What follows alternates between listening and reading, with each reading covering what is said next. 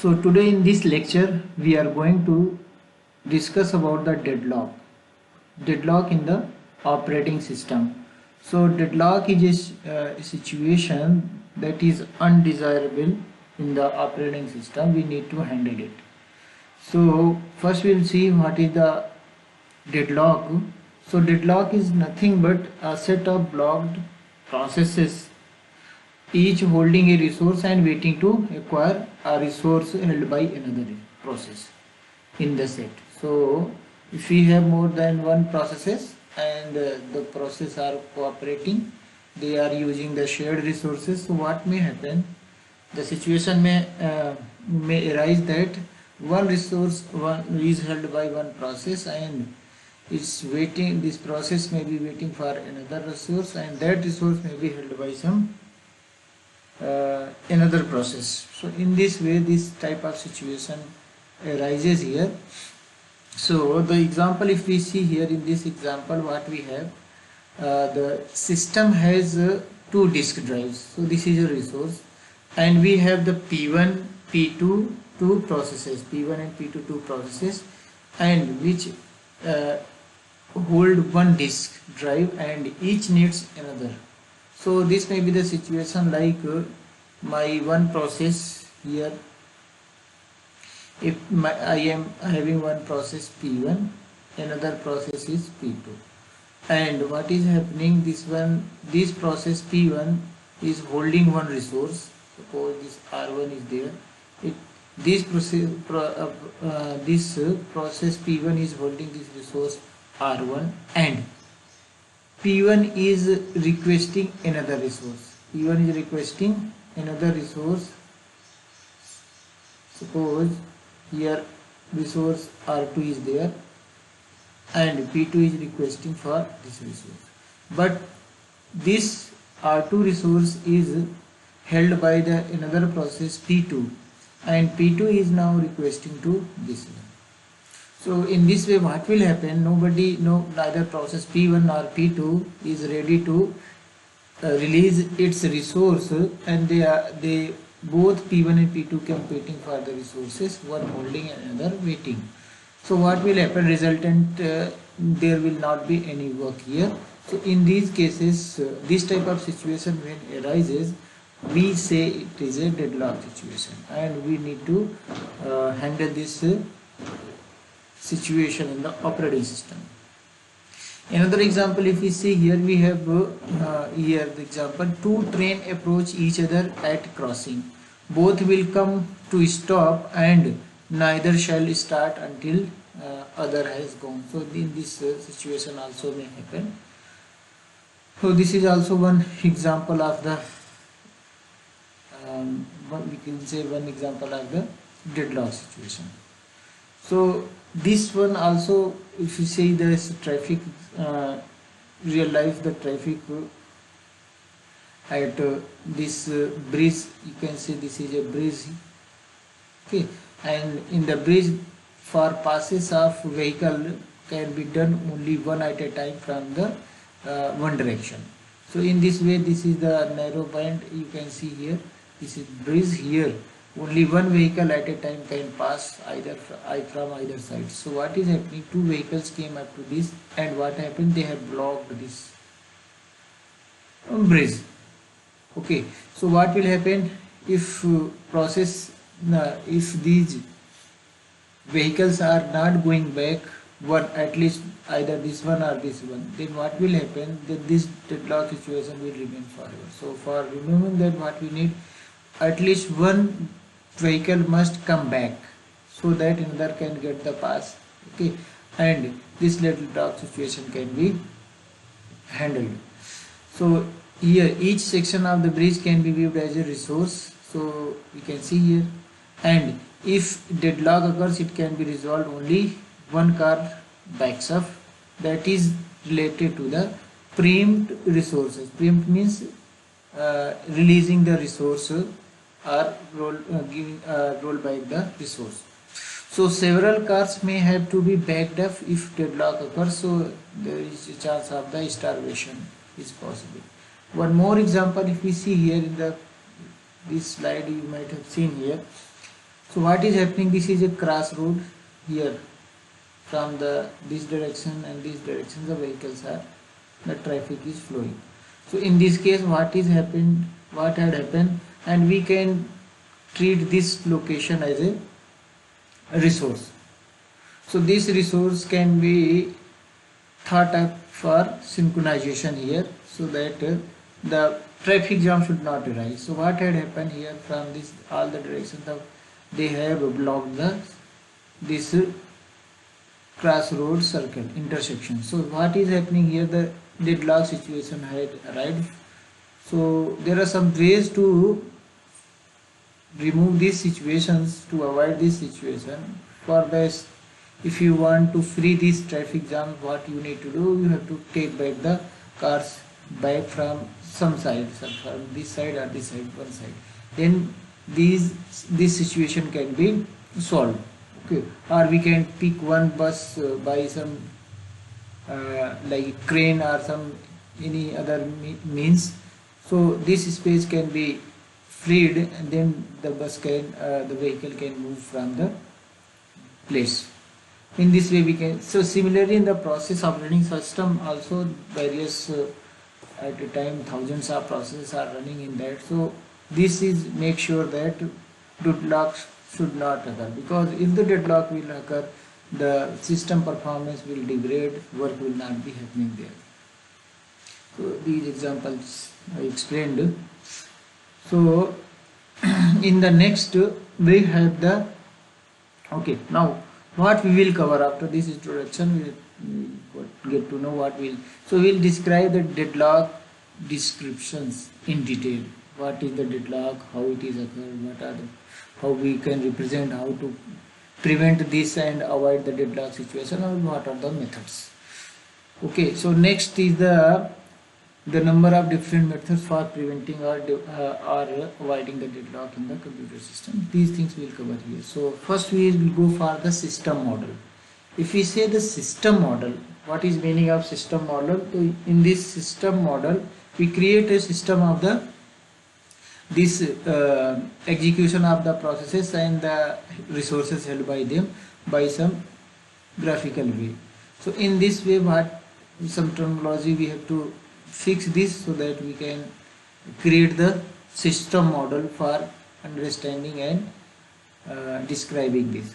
So what we are going to here represent, so Ri, so R is the resource type we represent, means resource type I has the Wi instances. Instances means it's counting. Say for example, if I am having one resource type printer, so printer is the type of the resource. In that, in my in the system, maybe 5 printers are there available, are connected. So what I will say, so this belongs to the instance. Instance means the countings of that type of resource. Okay, so 5 printers are available, then I will say 5 instances of printer is here. So in this way we represent. Okay, so next is the resource type. So here we have the types, means one type is R1, R2, R3. So that we are coming to the Rm, means m number of m types of resources are available, meaning of this one. And the resources may be considered as CPU, cycle, memory, space, input, output devices. Okay, so these are treated as the resources, and so on. And here we can see here system has 2 CPUs, then I will say CPU is a one resource type and it has the 2 instances, means its okay, its counting is availability of the counting is 2. Next one is the each process utilizes a resource as follows. How?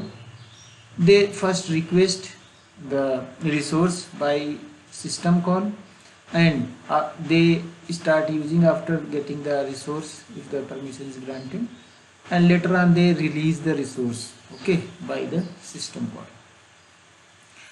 Next one is the characterization. That is the very important aspect of the deadlock, because with these conditions only we can no we can characterize, we can define what is actually the deadlock situation is that. So in that you can see here deadlock situation can arise if any of these four conditions are fulfilling simultaneously. So the word we need to remember here, the simultaneously. So if in these four conditions, if they hold simultaneously, then there is a chance of deadlock. So what is the first one? First one is the mutual exclusion. So in the mutual exclusion, what this property says, only one process at a time can use a resource. So suppose I am having one video camera or webcam. So what is that? Only one process at a time can use this video camera or webcam. So this is mutually exclusive. So mutually exclusive events then like that, if we are tossing a coin, then you will get either head or tail.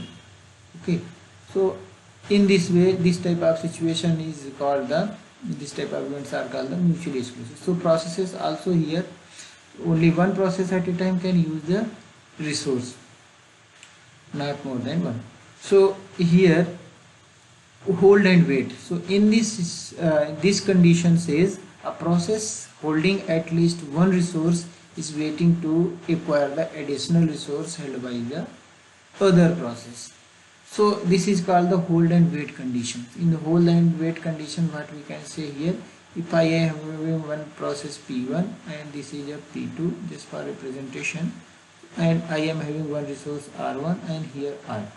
So what is happening in that, I can say R1 is assigned to P1 and P1 is requesting for resource type R2, and here P2 process is holding this resource R2 and P2 is requesting for R1. So what had happened, a hold and wait situation has arrived because P1 is holding R1 waiting for R2, P2 is holding R2 and waiting for the R1. So this hold and wait conditions is here. Next is the no preemption. So in the no preemption, what will happen, a resource can be released only voluntarily by the process holding it after the process has completed its task. So in this, what is happening, process will only release the resource when it has completed its task. Before that it will not leave. So this type condition is there, then it added to the deadlock. Next one is the circular wait. So this circular wait says there exist process, set of process are there. If we are seeing here, if we see diagrammatically, so what is meaning of this one? So in diagrammatically, if we see here P0, we have, suppose P0 is there, set of process is there, and then we have the P1, we have P2, and we have P3, P4. So these are the processes. What is happening, P1 is requesting the resource of P1 and P1 is requesting the resource of P2, P3, like that. So what is happening, a circular wait is forming like this, and what we had from P4 we have reached to again P0. So in this way, what will happen, a circle is now formed. So that's why we call the circular wait. Wait is happening but in a circular. Again P4 is waiting to P0. So like this, again a circle is now forming. So this is called the circular wait here.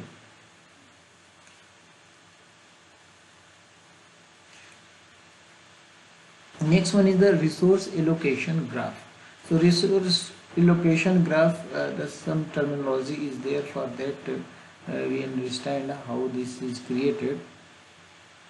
So in this resource allocation graph, we see we have the graph that will make, that is there vertices and the edges. In the graph we have two elements, basically vertices and edges. Okay, and between two vertices we make one edge like that. So in that what will happen, we'll frame the resource allocation graph, how resources are allocated to other processes. So we can check it here. So what is happening here, set of resource vertices and set of edges. So here V is partitioned into two types. V means the vertices. So two things one we will represent the process and another one we will represent to the resource type.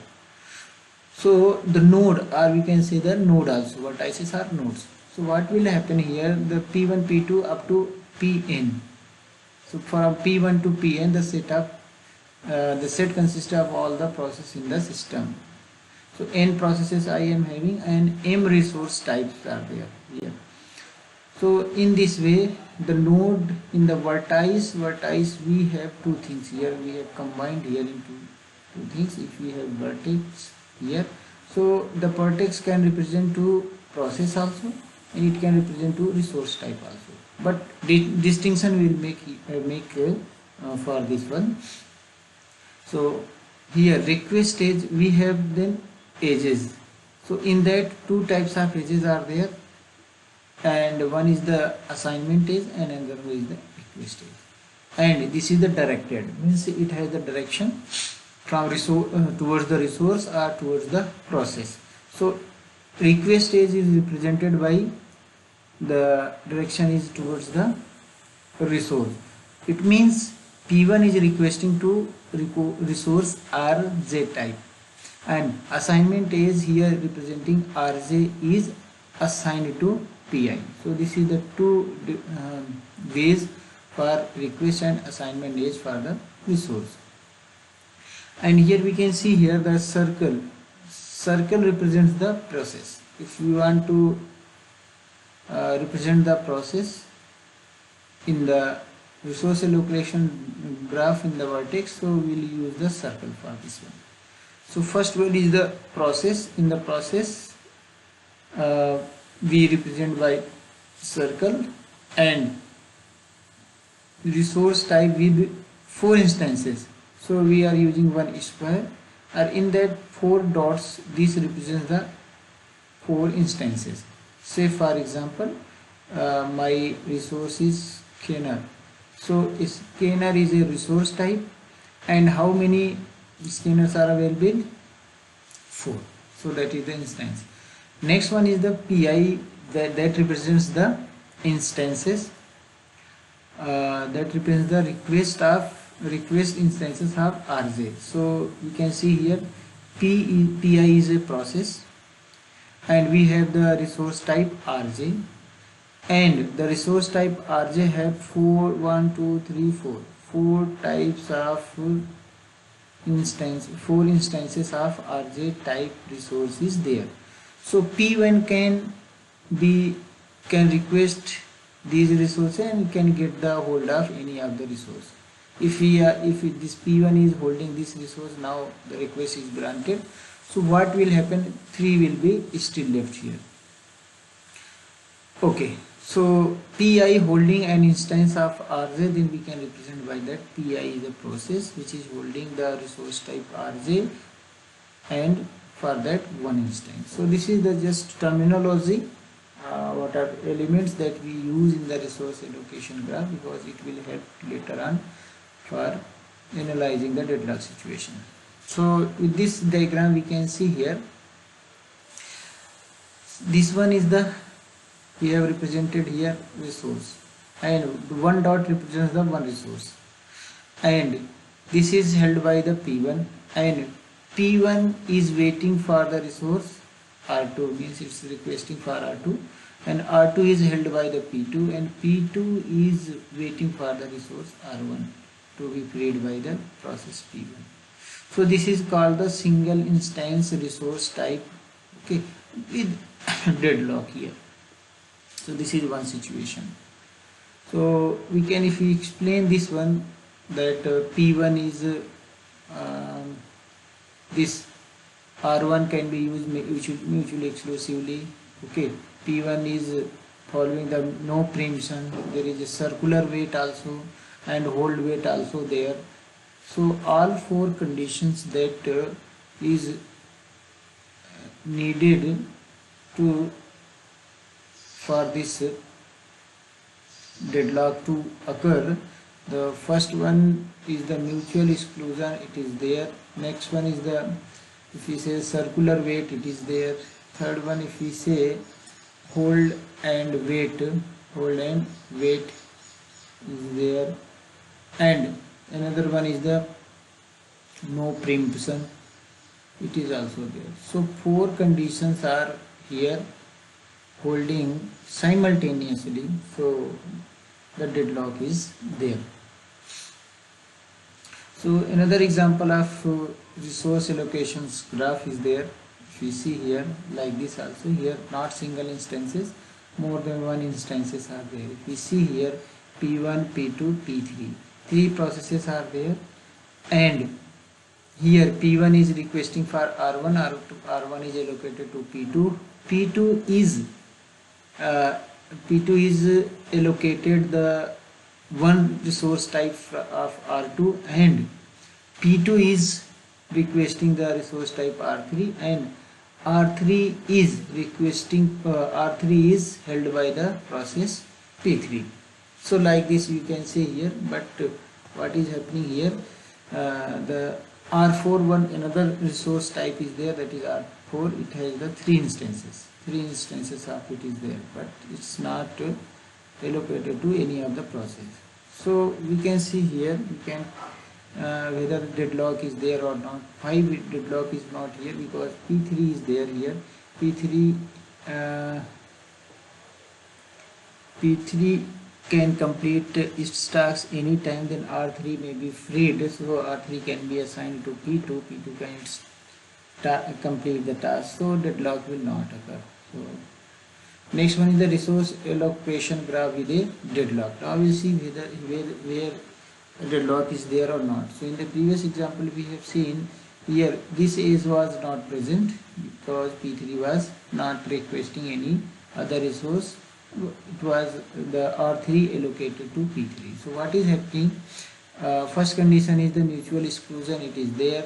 No preemption, if we see preemption, so this is the property, no preemption, only process can leave the resource when it is when it has completed its task. So in this way we can see here P1 is waiting for R1 and R1 is assigned to P2. P2 is waiting for the resource one resource from R2 and it's requesting for R3, but R3 is assigned to P3 and P3 is requesting for one resource from this.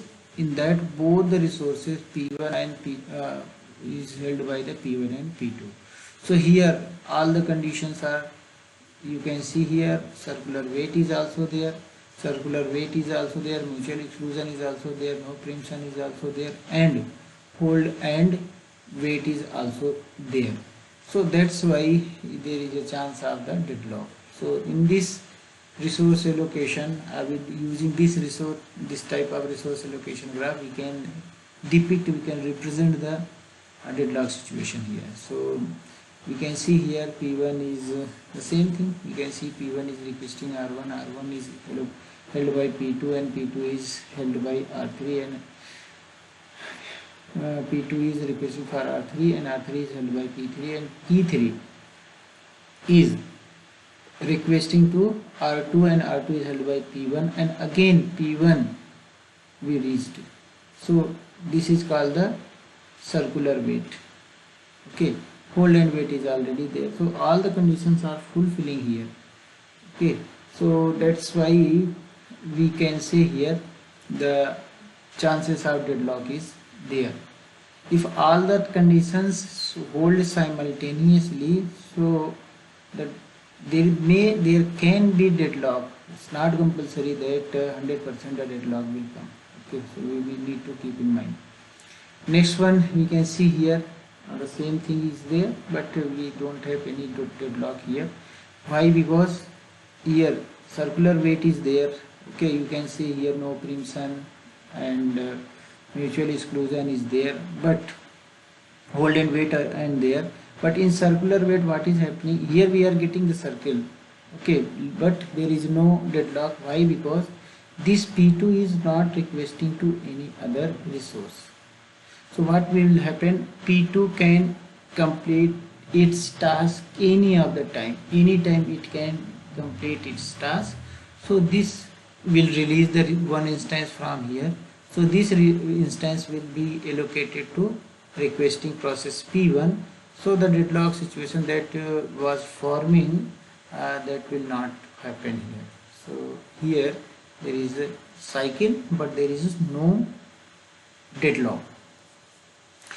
So in resource allocation graph, if graph contains no cycle, then there is no deadlock. If graph contains a cycle, then there is a chance of deadlock, but we'll see the instances. If only one instance per resource type, then deadlock will happen. If several instances per resource type, then possibility of the deadlock is there. So in this way you may have got the more clarity. Next one is that what are the methods to handle the deadlock situation? How we'll handle if the deadlock is there in the operating system, how we can. So there are three ways to handle this deadlock problem. So first one is the prevention and the avoidance. We can prevent or we can avoid for this one. So here we will ensure that the system will never enter a deadlock state. So next one is the detection and recovery. So what had happened after careful assignment of resources, we have kept utmost care. Even then, what had happened? Deadlock occurred. So what we will do? First we have to detect. The detection is very important. First you will detect, then you will correct the deadlock situation. Next one is the ignorance. Ignorance means here we will ignore the problem and pretend that deadlock never occurs. And used by most of the operating systems, including the Unix also. So what is happening here? Ignore means you can see here like this type of situation. Here asterisk is there. Whenever some problem is coming, you will ignore that problem is not there. So this is the approach here. Same thing we will use here also. Next one is the method for handling the deadlock. The first explanation of the prevention means we have the four conditions. The four conditions are the mutual exclusion. Next one is the hold and no preemption. Hold and wait. And the fourth one is the circular wait. So what we will do here, if we break any of the conditions not to happen out of four, then we can ensure the deadlock should not occur. So next one is the avoidance. So in the avoidance, what is that? What we will do here, we will avoid the situation not to go into this situation of the deadlock. So we will do the careful allocation of the resources so that we can avoid the deadlock situation. So operating system be given information about the resource in advance. So if you give the resource information in advance, how much request is required by the particular process, so it can be helpful. Suppose P0 is there, P1 is there, P2 is there. So we can declare we can tell this to operating system that I need 10 instances of resource type R1, 5 for this R1, and like here 2 resources of R1. Similarly, they may also request like 5 for R2, 2 R2 types, and 3 for R2 types. So similarly, we can declare, we can tell the advance number of resources required. So this will help in avoiding the situation of the deadlock. Next one is the deadlock prevention. If we explain it, the same explanation is here.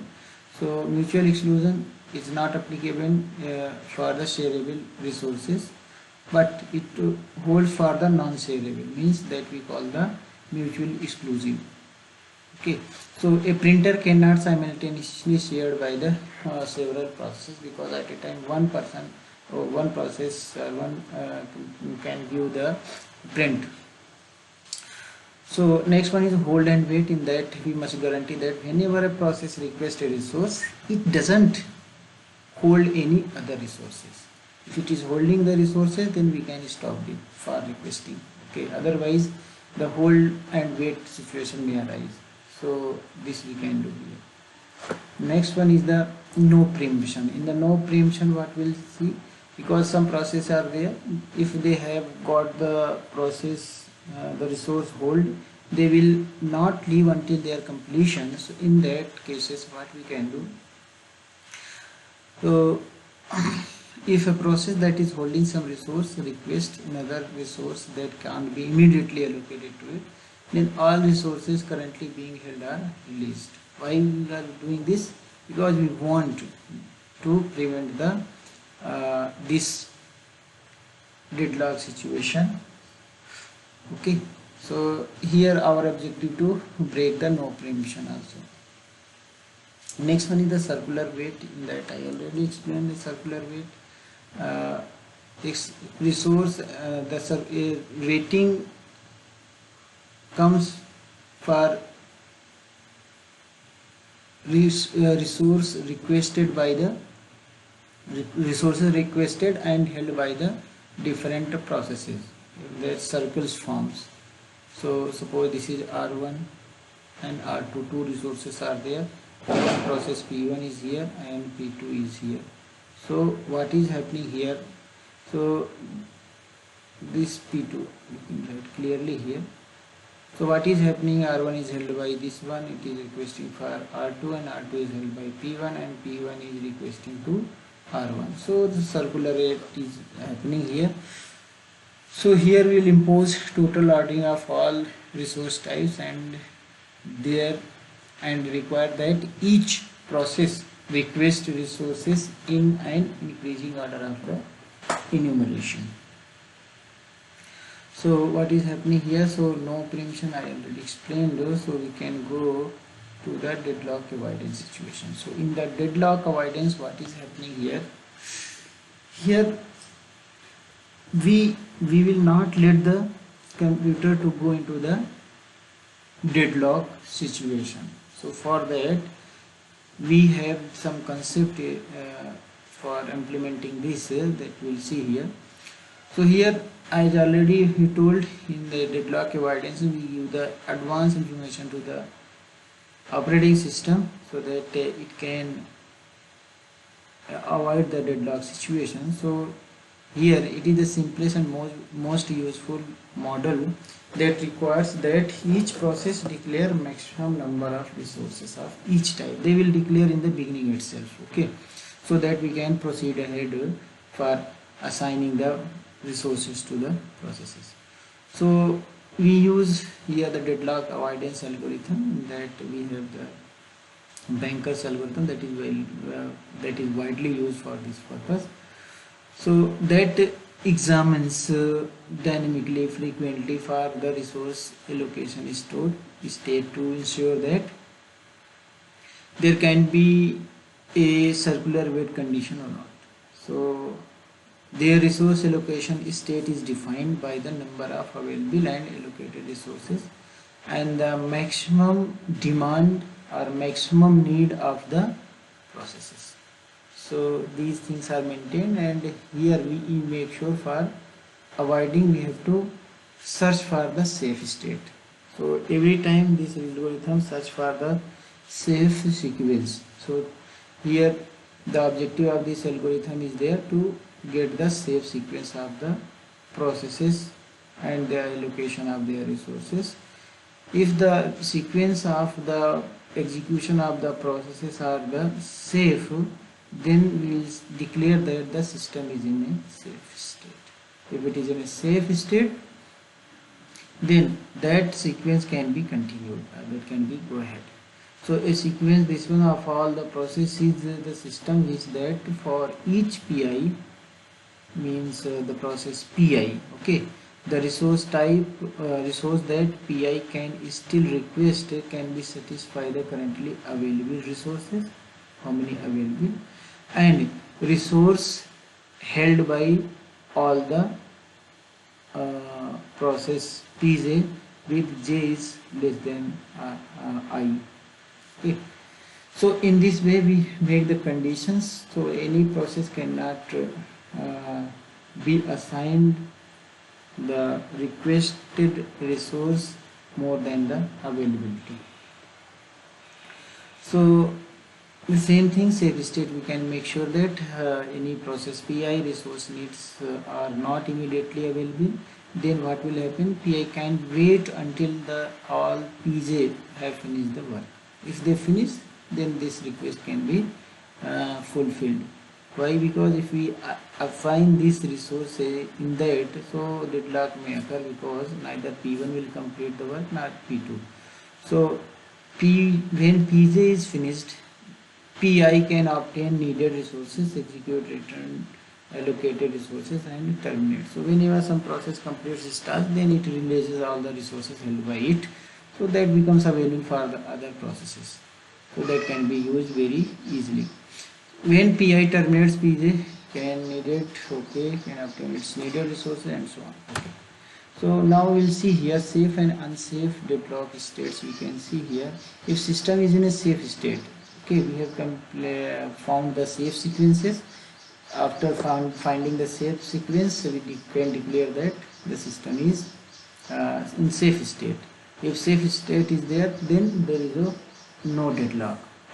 Okay. Next, if the system is not in safe state, then what will happen? There is a possibility of deadlock. So we can see here this much area, this is the safe state. Here, because we have the safe sequence of the processes, like any order P1 or P3, okay, and P4, then P2, okay, P0 and P2, like this any sequence. If we say it is this sequence is safe for execution, then it is in a safe state. In unsafe state, what will happen? There is a chance of getting this deadlock situation. So we can say, like also in the family, what the family member or your friend or any near dear, what will say? In the roadside when we go, road is not safe, unsafe area, carefully drive or whatever. But it is unsafe, even then we are going there. So what we can do? So it's not compulsory that the accident will happen. Okay, there is a chance only. So deadlock is in the same way we can relate. So in the avoidance, we make ensure that the system will never enter an unsafe state and prevent getting into the deadlock. So this is our objective in the deadlock avoidance method. So we can see here the safe state example. We have the three processes P0, P1, P2. Then I have the maximum need for, because we have in the beginning we told that the advanced information is given by the processes requested by the resource requested by every process. So maximum requirement for P0 is 10, P1 is 4 and P2 is 9. Okay, and the current need, if if this process get the currently 5, then it can get the work completed. If it's 2 more, if this P1 gets, then this requirement will be fulfilled, and what we can, the P1 can complete. Similarly for P2 also. So here for the examples, if we see here, currently 9 drives are the resources are held among the processes and 3 available. So total we have the how many 12 magnetic tapes, 3 already occupied by different processes and 3 are available. So what will be the safe sequence for assigning these resources? So we clearly can see here I am having the P1 and here it is its maximum need means lowest need in among all these four.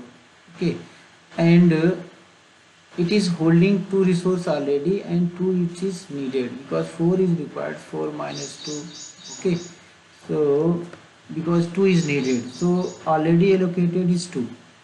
So in this way, if I execute the P1 first, so what will happen? P1 will complete its task by assigning, because 3 available resources are there. So out of that, what I can do, 2 resources I can allocate, 1 still will be left. So if I have assigned this one 2 resources to this P1, then its requirement will be fulfilled. So after completing P1, so what will happen? We will get some extra. We will get some, and the extra resources. Say for example, we will get which one?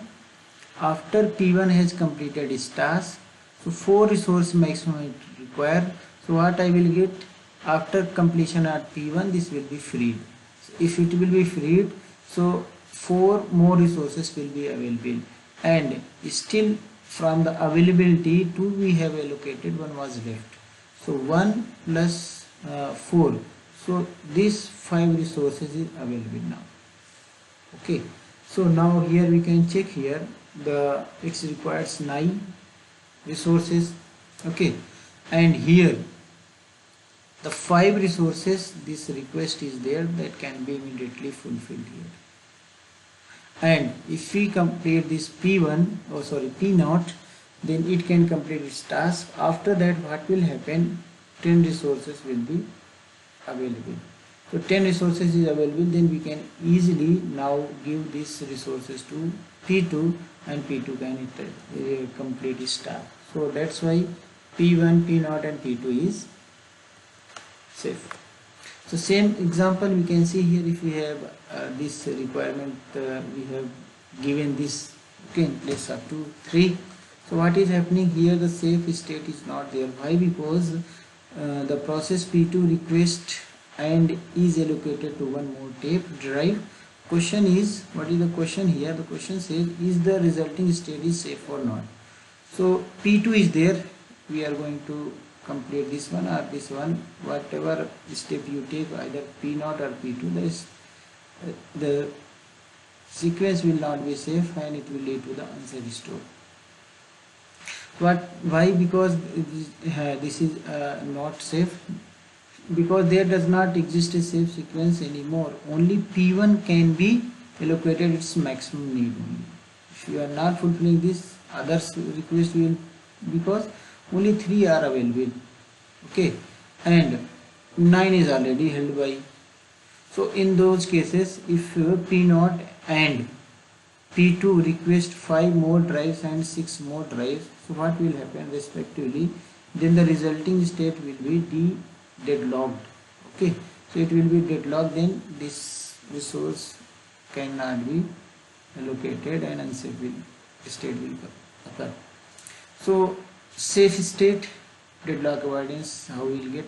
Initially the system is in safe state. Whenever a process requests an available resource, system will allocate resource immediately only if the resulting state is still safe. Otherwise, let the process to wait for the resources. So in this way, this deadlock avoidance work. So in the deadlock avoidance, if we see, a single instance of resource type is there. You can see here, single instance of the resource type. So what we can do in those cases, we can use resource allocation graph. This one, RAL, resource allocation graph, we can use here. So this resource allocation graph is ready to tell whether the deadlock will occur or not. Okay.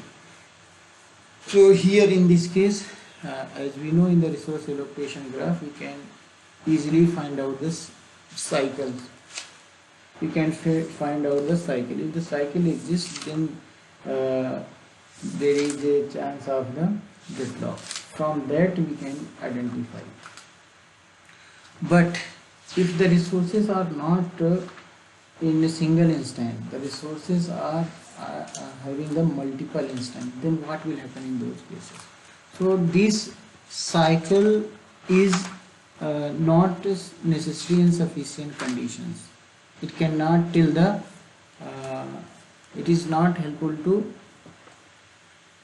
to find the deadlock situation perfectly. So we need some another method. So what we can do for that, we have to go for this Banker's algorithm. So this will, if in case of multiple instances, this will help. So in this way what we can do is we have first detection, like how to detect the deadlock detection. In that we'll see if single instance are there, okay, then here what is happening for deadlock, what we'll do here, we will detect the cycle, okay, in the resource allocation graph. Then we can find out the deadlock is there or not. If the instances are multiple, if the multiple instances are available, means every resource type is not having only one copy, multiple copies are there, then for that what you have to do, we have to go for the safety algorithm. Okay. The safety algorithm we will use here to handle this one. Okay. And for that we use the Banker's algorithm. So this is the case for detection. Okay, after that, if we want to have the recovery of the resource, after detection, what you have to do, you need to recover from the situation. If you want to recover from the situation, what you have to do, for recovery purpose, what you can do, from two sides you can go for the solution. One is the resource side,